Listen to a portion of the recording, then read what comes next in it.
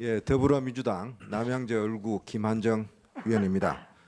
우리 오늘 조윤선 증인 같이 사진 하나 보죠. 이 화면에 나올 겁니다. 이 사진이요, 때때로는 책 한 권보다 많은 이야기를 해줄 때가 있습니다.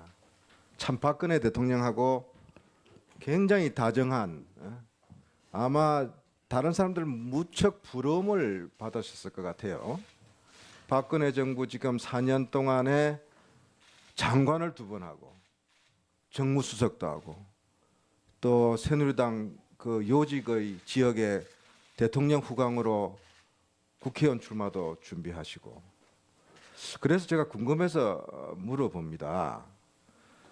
박근혜 대통령과 이렇게 대화할 기가 많이 있잖아요, 그죠? 대선 때부터 수행하셨잖아요. 근데 또 이렇게 정치라는 게 그렇지 않습니까? 지지자만 있는 게 아니라 반대자도 있고 또 모욕도 받잖아요. 그런 모욕적 상황에서 박근혜 대통령은 어떤 태도를 취하셨습니까, 주로? 제가 대선 때 대통령을 모시고 다닌 그런 계기는 대부분이 언론에 공개되는 행사거나 현장의 그 유세장이었습니다. 네. 그래서 사실은 그 유세장에서 는 대부분의 주민들이 굉장히 열성적을 모시고 다니시면 다들 느끼시겠지만, 네. 아니 그 후보가 있는 이후에 자리에는 정무수석 할 때는 굉장히 좀 어두운 시절이었잖아요. 사회화로도 터졌고, 여러 가지 골치 아픈 일들이 많이 생겼잖아요. 그때 말하는 겁니다. 그때 대통령의 반응은 어떠셨어요? 그 예전과 다르지 않으셨습니다.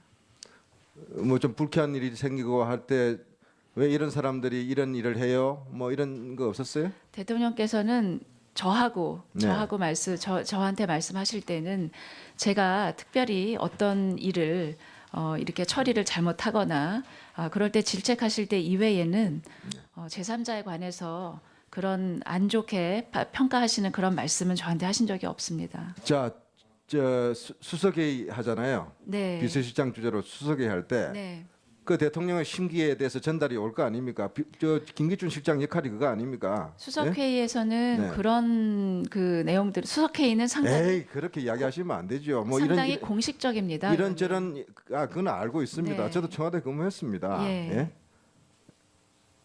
이런저런 일이 나올 때 뭐가 오다가 내려오는 거 아니에요. 비서실장이 그거 총대 맨 거 아닙니까? 하면서 이런저런 거 뭐 기강 잡아라 내지는 또 뭐 심지어는 문화예술계 좌파 각종 책동 이런 거에 대해서도 철저히 대응해라. 뭐 이런 것들 이야기하시잖아요. 기억 하나도 안 나세요 지금? 그 실장님께서는 아마 그 소관 그 수석실이나 이 소관 업무를 하는 사람한테 개별적으로 이렇게 지시를 하시는 경우는 많이 있었던 것 같습니다. 대통령의 심기에 관해서 우리 이렇게 회의석상에서 말씀하신 적은 조수석한테는 그런 없습니다. 이야기도 없고, 또 조수석과 정무수석 시절 증인과 대통령과의 관계에서도 그런 대화가 전혀 오간 적이 없다. 대통령께서는 그렇게 뭐 남의 험담을 하거나 그런 말씀은 저한테는 예를 들면 뭐 정무수석으로서 당과 국회의 지시사항에 대해서 노태강 체육국장 아시죠? 저는 스토리를 아시죠? 예, 스토리를 알고 있습니다. 나쁜 사람들 왜 아직도 그 자리에 있어요? 그 결과를 아시죠?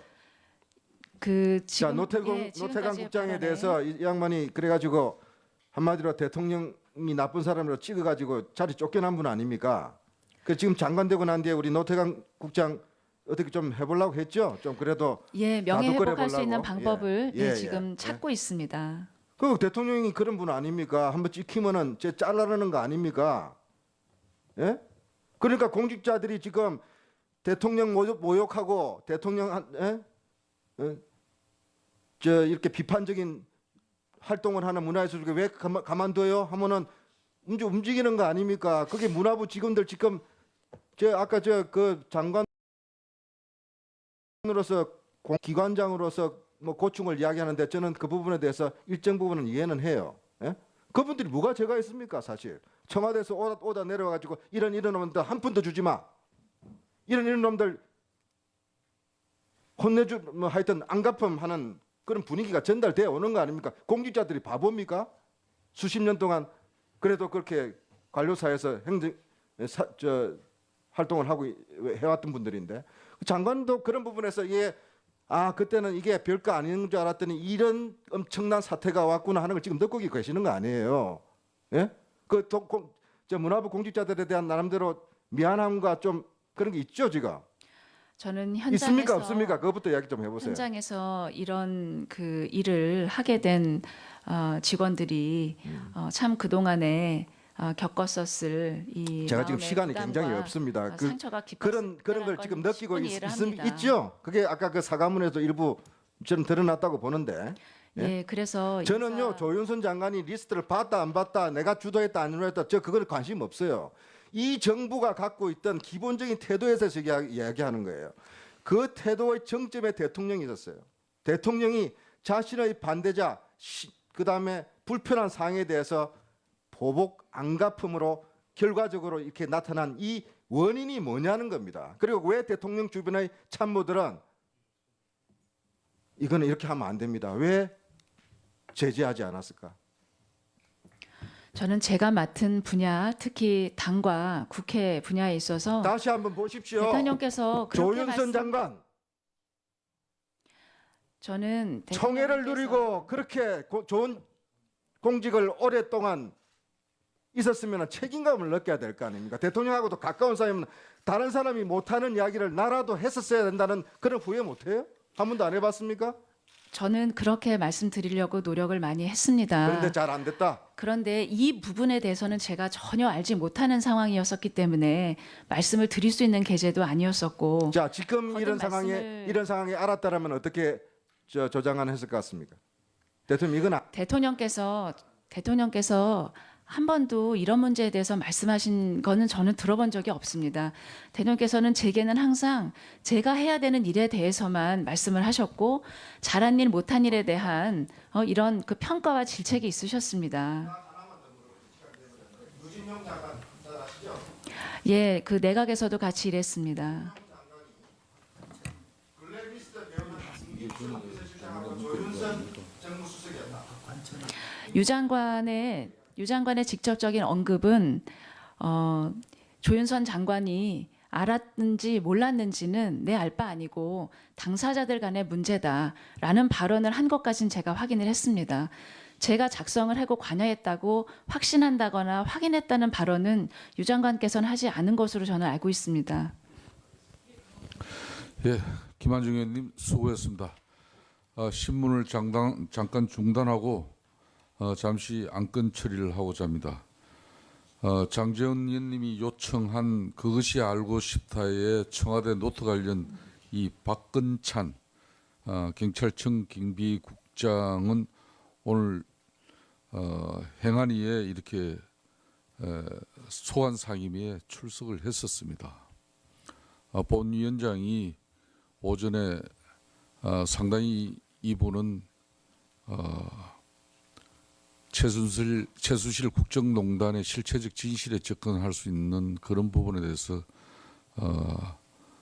국민들이 정말 알 수 있는 그런 진술을 할 수 있다 이렇게 판단해가지고 경찰 공무원이기 때문에 더군다나 국회 소관 상임위에 출석했기 때문에 소관 상임위 협조를 구해서 우리 청문회 참고인으로 이렇게 좀 모시려고 했는데 사실상 행정안전위원회 수석 전문위원께서도 그 내용을 본인에게 이렇게 협조를 구하는 아마 그런 절차를 가졌다고 해요. 그렇지만은 소관 상임위 주변만 맴돌다가 끝나고 사실상 사라졌다는 것인데 저는 적절치 못한 행동이라고 봅니다. 그래서 오늘 청문회의에 참고인으로 출석토록 경찰청에 공식 요구하고자 합니다. 참고인 출석 요구의 건을 상정합니다. 박근찬 국장을 국정조사 특위 청문회장 참고인으로 채택하고 경찰청에 참석 요청하고자 하는데 이의 없으십니까? 다시 한번 묻겠습니다. 이의 없습니까? 가결되었음을 선포합니다. 경찰청장께서는 우리 특위 수석 전문위원으로부터 연락이 취해지는 즉시 경찰청 경비국장을 본 특위 청문회장으로 참고인으로 보내주시기를 정식적으로 공식적으로 요청합니다. 계속해서